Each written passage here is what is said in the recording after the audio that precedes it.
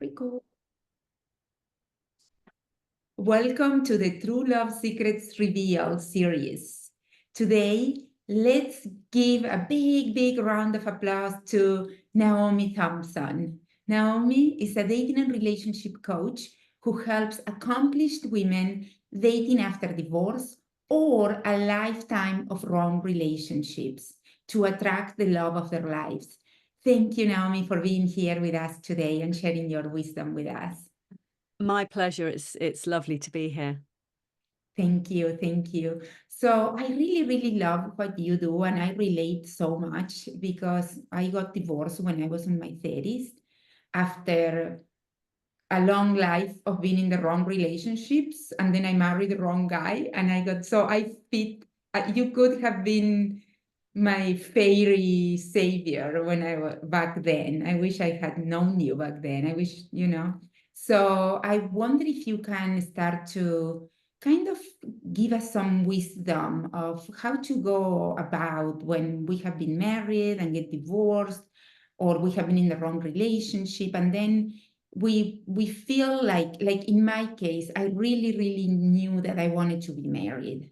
Marriage was something that I valued, and even though I had a bad experience with my first marriage, I knew I wanted to get married again. It kind of cemented that desire in me. So what would be the first few steps, maybe 2-3 steps that a woman can take when either she's healing after divorce or starting the dating journey?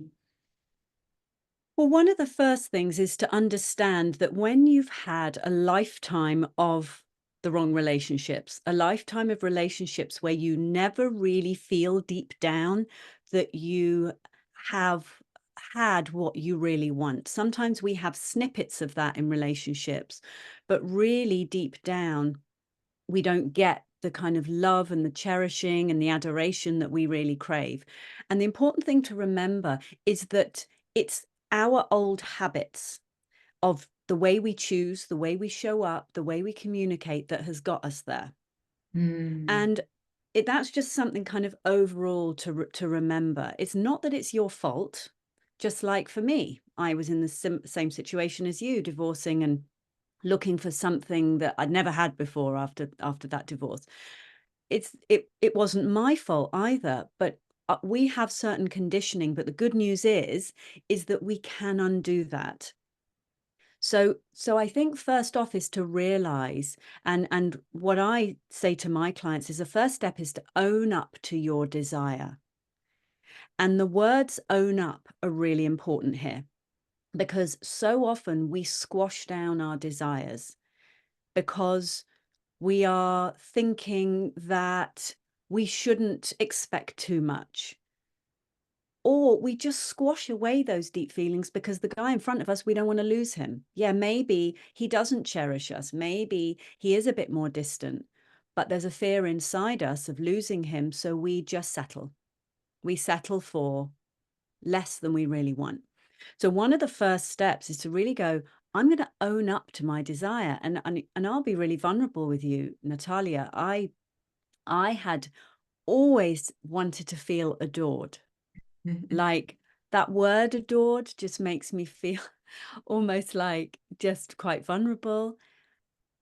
But I'd never owned up to it.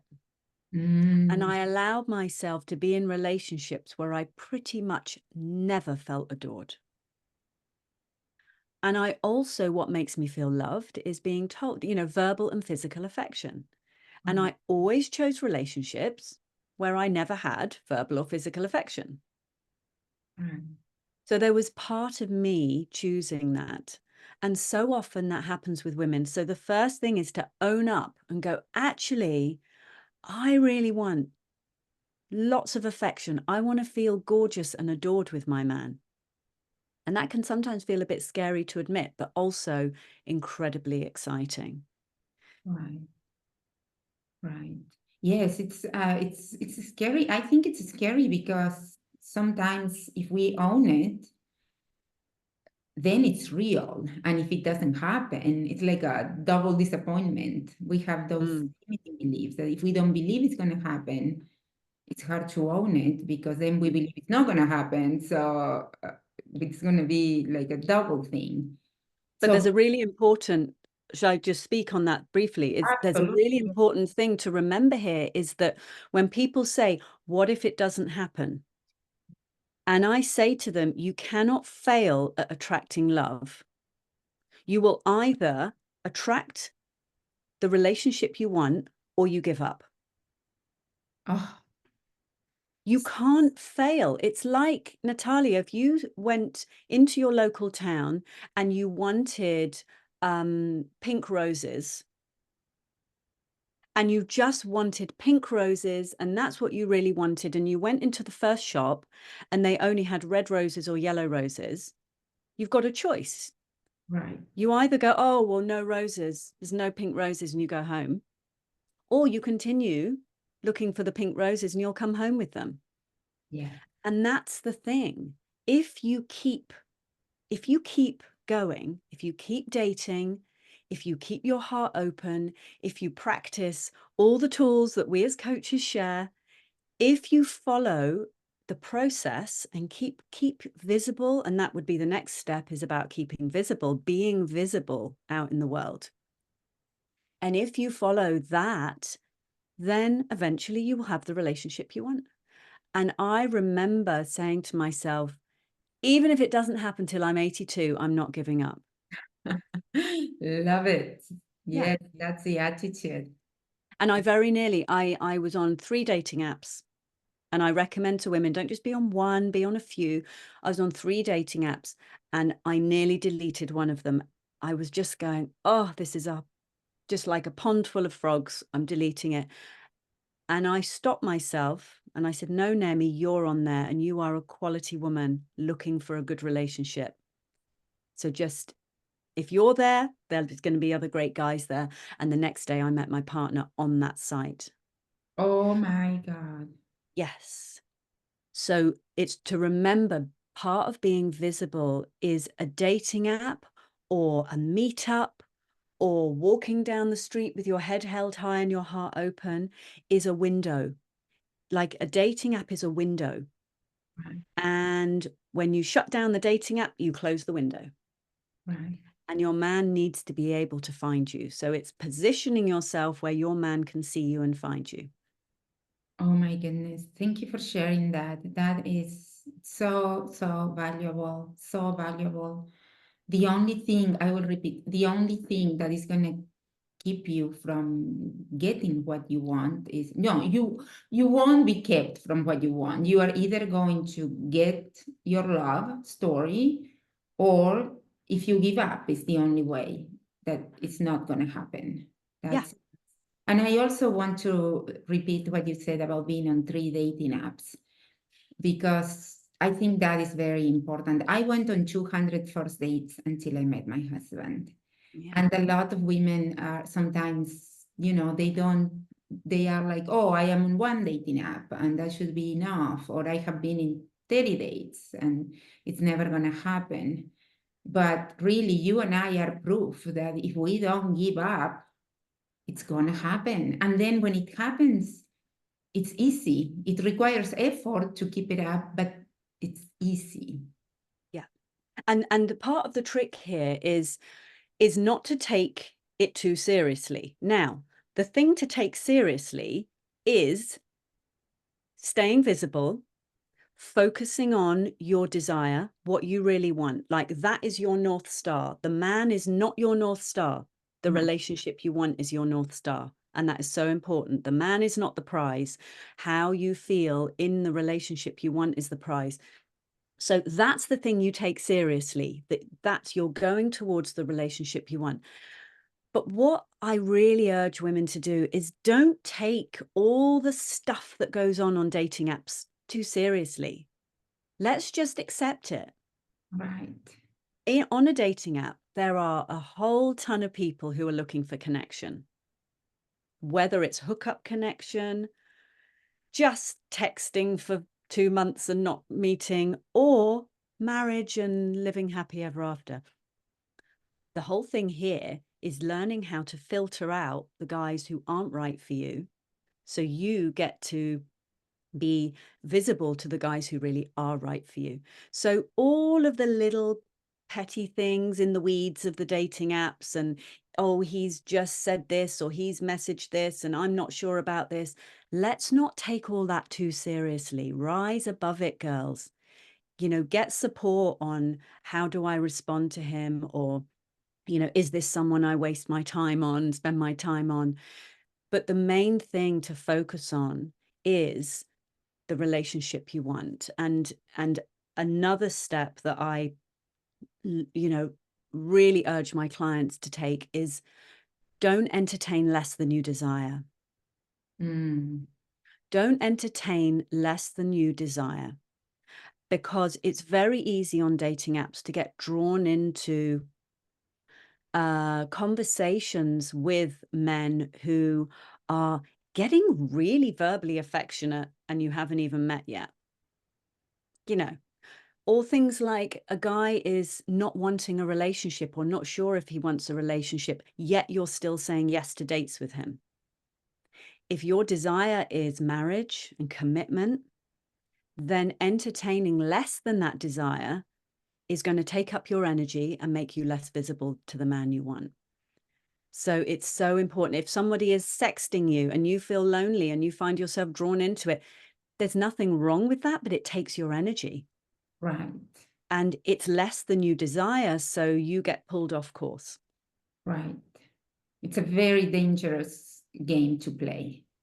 Only a few women, and I still need to meet one, being honest with you, that can play that game of Yeah. getting trapped, getting caught on the weeds, and not being affected. It does affect us. It's so important. It does. So learning to process your emotions, learning to process your triggers Mm, is so vital. And, wow. you know, I don't know about you, Natalia, but when I was dating, I had a coach. I mean, I'm a coach and I was a coach while I was dating after my divorce, but I still needed a coach, and I worked with my coach and she kept me going. I want to delete this app. I'm done with it. She would keep me going and keep me going and keep me going, and helping me process my triggers. Because what happens is when we don't learn how to process our emotions and triggers, our emotions and triggers will try and run us and decide for us. You know, Mhm, it's like there is a reason that we've gone for the wrong men before. You know, we can have this sort of underlying drive driving us towards these men, because on some level, maybe they feel safe. Okay, so let me explain something to you, which I think will kind of make sense sort of visually. So what happens is that we unconsciously choose, we choose relationships with people who have the same tolerance for intimacy that we do.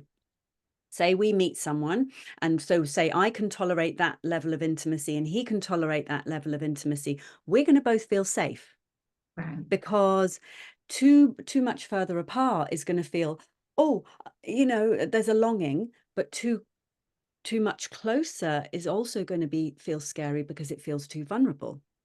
So Mm, we choose this person and then we go through life with them. And if he pulls away, we will want to pull forward and chase him. And how's our relationship going? And I need more of this. And we will want to lean in. What's wrong? Have I done anything wrong? But equally, when a man comes towards us who's actually quite relationship ready, mhm, solid, kind, ready for commitment, his tolerance for intimacy is closer, and that can feel scary. mm, And you will find, and anyone listening who is dating or is sort of in an early relationship may find that when a great guy starts coming towards you, wanting to get to know you better, being really loving, paying you attention, there may be part of you pulling away, like having thoughts like, maybe he's too nice, or yeah, I'm just not feeling the chemistry, or it's actually quite boring, or no, I just feel kind of not sure. All of those thoughts are like your inner protector Your inner protector coming in your head saying, vulnerability is scary. Don't let this man too close. Right. So learning to process your triggers and emotions actually quiets that old habit part of you, so that when a great guy comes closer, you're there, you're focusing on yourself and your life, you're feeling all your feelings, I'm not going to run away, I'm just going to hang out here and process it. And then your tolerance for intimacy starts to, like the gap starts to close, you increase your tolerance for intimacy. Right. So then, and the beautiful result of that is the guys that you used to be attracted to become a turnoff. Mm. And I don't know if you experienced that with your 200 dates, that suddenly those old guys that you used to be addicted to, it was like, no way, no more. I'm bored of you now. Yes. Which is what we want. Yes. Wow. Wow. That's great. That was amazing. Thank you. Thank you. Thank you. Um, I really liked how you described more subtle triggers than the, you know, because sometimes we don't realize, unless we have a coach, somebody helping us and pointing those things, the triggers that you mentioned are very unconscious, and we really believe that we are bored or that the guy is not the right guy for us. So it's not only that, I don't know, that he didn't show up for the date, or that big things, or that he smells, whatever, it's the subtle things that we need to be aware and start to be more conscious about, and that takes deep work. That takes to slow down and to really use the relationships with these guys as mirrors to see what shows up and see, okay, is this truth or not? And that's one of the things that I love about relationships, is that they are the perfect container for healing and growth. I love that. Absolutely. I mean, I do remember asking myself, because I've always had that kind of curious mind and self-awareness. And I said, Naomie, why is it you keep attracting men who cannot be verbally affectionate, yet you love that? And I asked myself, I said, how do I speak to myself? Right. What does my internal voice say to me about me? Right. Am I loving with myself? Am I verbally affectionate to myself? So I would consciously, and I recommend this practice to anybody, stand in front of the mirror. I have my clients do mirror work, and it's so powerful and simple. Stand in front of the mirror and just look at yourself, and just look at your nose and look at your eyes and look at your cheeks and your hair, and just say, I love you, nose, and I love you, and say your name to yourself. Right. And I remember, after I'd discovered my husband's infidelity, and I really recommend any woman who's going through something huge, emotionally huge, look in the mirror and see the woman looking back at you who is surviving this. Right. Incredible. So then you will start this connection and awe and respect. And when you start verbalizing it out loud, when I started verbalizing it out loud and being able to just be comfortable with myself in the mirror, everything changed. My partner tells me he loves and adores me every single day, multiple times. That's amazing. That's so sweet of him. And I even called my coaching program Adored. And when I told him, I said, oh, I've changed the name and it's going to be called Adored, and I love it. And the first thing he did, he turned to me and he said, well, I adore you. And Oh, I said, I know you do. That's why I could call it Adored, because every woman can get to be adored and feel adored. right. Oh my God, that is so beautiful. I love Yeah. it. I love it. Yes. I love it. Thank you. So we did talk about being visible. No, own up to your desire is the first step. Then being visible, putting themselves out there and being out there in the world. Don't take it too seriously, which is amazing. Having a sense of humor is so important. And this is something that, that we can be so grateful about it. That, I just got divorced. I went through all that pain. And now this woman is telling me, don't take it too seriously, the dating process. And I'll be like, yes, I am getting so much more out of dating than just my new love story. I am getting to develop character. I am getting to develop my humor. I am getting to fall in love with myself. It's such a beautiful inner journey that Mm. allows us to bloom. I am getting to, I don't know, to maybe get a new wardrobe. I mean, I think it's amazing. I miss those in a way. Sometimes I'm like, those 2 years that I dated were incredible. I felt like it was all about me to a certain level. And That is exactly it. It gets to be about you and not the man. Because when you are put yourself just in front of a guy for a coffee date, you will get triggered. If yes, he's really super hot or, rich or whatever else, it might trigger a whole load of feelings in you of trying to be better than you are, trying to be something that you're not. You might stuff down all your quirkiness and your realness.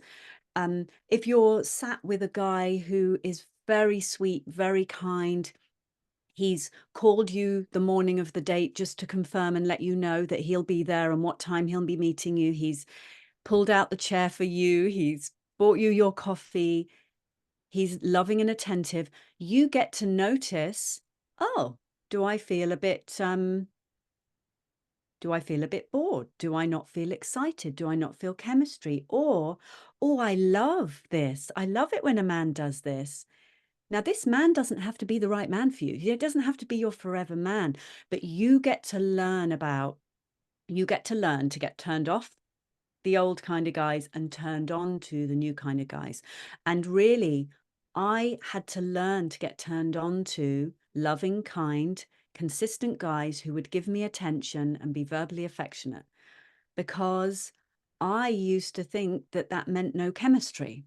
mm, So I needed the process of dating to be able to be open to my partner now and to be able to really feel on a deep level that he was right for me. So all the wrong guys, all the dates that didn't work out, whether they were great guys or flaky guys or whatever, they are all kind of pulling you up the steps right. to get to this relationship you want. No date is wasted. Of course, every woman must keep herself safe. Mm, There's certain things you must do to keep yourself safe, but no date is well wasted. No interaction is wasted because, as you said, it's about you. You get to learn and grow and heal. right. I I just I just love what you said about keeping safe during dating. I'm not sure if it's okay if we dive in a little bit on that, because that's something that happens, that there are some guys on the dating apps or out there in the world that don't want a relationship. They just want another number, another phone number in their black book, do you have any advice regarding that? How to not get too invested in a guy too soon before we really know, Yes. if he's Yeah. So I would say with that, it's again keeping your focus on the relationship you want and how you want to feel in that relationship rather than focusing on the guy. So a guy is going to tell you with his consistent actions over time, and that's really important, him being consistent over a period of time. right, He's going to show you his readiness for a relationship. He's going to show you if he can be a great partner for you. right, So if your focus is not on chemistry, but more on compatibility, how compatible is this someone who has the qualities that can, that that the relationship I want needs, you know? And I would say also is like, again, look at a man's words and look at a man's actions, not his words. Right. Men can say all sorts of things, but do his actions match his words? Right. You know, if he talks about being an amazing communicator, if he talks about wanting a relationship, for example, is he actually showing up on a consistent basis? And do you feel like he's moving the relationship forward? Or do you feel like if you don't organize dates, if you don't text and call him, that the whole thing will fade out? Right. And if you feel like you're having to put in lots of effort to make it happen, then actually, what are his actions telling you? Right. And I mean, in terms of, you know, you touched on safety, there are very practical ways a woman can just keep herself safe dating. And what's really important here is no matter, so many of us, and I don't know about you, but grew up to be kind of people pleasers. We don't want to disappoint men. We don't want to Yes. disappoint people. And we end up disappointing ourselves before we disappoint somebody else. Right. So actually, if a guy says, hey, let's go and get a glass of wine, you know, for a first date, what I would say is that first off, you say, I feel most comfortable having a video call before agreeing to meet. You know, that is a text, just a copy and paste from your notes on your phone. I feel most comfortable having a video call before agreeing to meet. If he refuses to, don't meet him. In Right. this modern world, everybody does video calls. If the man says, no, I don't like video calls, he's either there's something about his looks that he's really concerned about, or I don't know what. There could be all sorts of reasons, but none of them are really going to be fully valid because everybody does video calls now. And actually, some men say, I feel uncomfortable having video calls. Being in relationship requires being prepared to have certain levels of discomfort because conversations about money and children and big stuff are uncomfortable. We need to be able to sit with a certain level of discomfort. So if a man from the off won't have a video call, I say don't meet him. No matter how hot he is, don't meet him. Also, I would say really be careful of meeting a guy in the evening with alcohol on a first date. Yes. You know, even if he's insistent on that, coffee in the daytime, Yes. Good. coffee straight after work, coffee at lunchtime, coffee Saturday morning. Also, location. Have it be in an area you're familiar with and are happy with. Don't travel far to meet a guy. You know, let him travel to you. Masculine energy is about effort and action and doing, and let him come to you. And if a man is like, no, I don't want to do that, then you need to ask yourself, do I feel cherished here? Do I feel cared for? And if you don't, you know, okay, I understand. I'll say no to meeting and just delete him. Right. It's not entertaining less than you desire. And this isn't about being an entitled princess and just expecting the world to run around after you. This is about saying, what is really important to me? And before I met my partner, I was going to meet another guy and he wanted me to meet him at about 9 o'clock at night in an area I didn't know, in a pub I'd never been to. Mm. And I found myself agreeing. And then I said, do you know, I actually would feel most comfortable when a man comes to an area I'm familiar with and comes to my town. And he sent me a message saying, well, that's a red flag, me having to put in all the effort this early on. And I just went, not going to meet him. And when I told my partner about this, when I met him, and I said, gosh, I had this weird experience, he was astounded. And he, you know, a good man is going to want a woman to feel safe. He's Yes. going to want a woman to feel comfortable. So those are the things that you're looking for.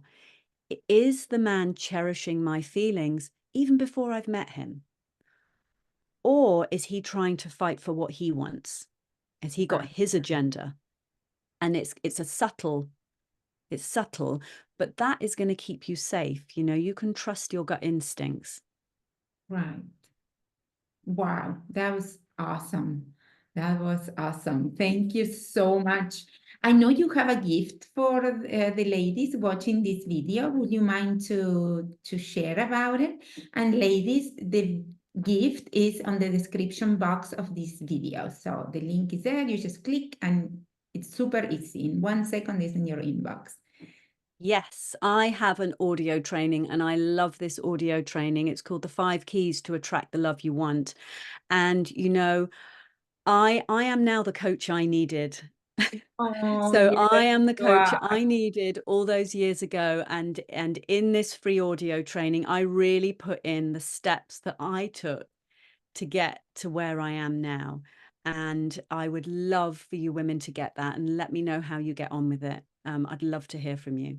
Oh, that's wonderful. Ladies, please get it. Naomi is brilliant. She is so good at what she does, and she puts all her love in it. So take advantage of that and let us know. Let us know if you like it, how you liked it, what you are going to practice.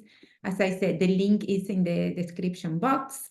Super easy for you, and let it wash over you. And yes, keep in touch with us. It's gonna direct you to her website, to her contact information. So if you wanna get in touch with her and tell her, ask her any question regarding the training or anything that came up during our conversation today that you want to go deeper, she's there for you and she's going to help you out, okay? You don't have to do it alone. We are really, really, really trying, Naomi and I and all the experts to help you. Dating and relationships can be really hard, and it doesn't have to be with the right help. So that's our intention. Thank you so much. There is anything else you would like to say before we go our ways apart? Oh gosh, what would I like to say is don't give up and choose your allies. You know, Oh, love choose that. your Allies. That's a allies. word that I love. Love. Yes. Us women, we need our allies. Have your women around you. You know, and what I mean by that is women who cheerlead you and support you. Right. If you want more love, surround yourself with people who have a positive attitude towards love. Right. Either people who are in great relationships or people who are open to learning and growing. If you surround yourself by people who are jaded by love, who want to give up on love, they are not going to be able to support your journey. It's really surrounding yourself with a community of people who can really support you. And that can be friends and that can be coaches. I mean, I have my adored group of women. You know, you have your clients. It's really being around that world. So don't give up and just keep learning, keep growing, and you will grow into being the partner in the relationship you want. You know, you will grow into that. So absolutely, don't give up and choose your allies carefully. Love it. Thank you so much, Naomi. My pleasure.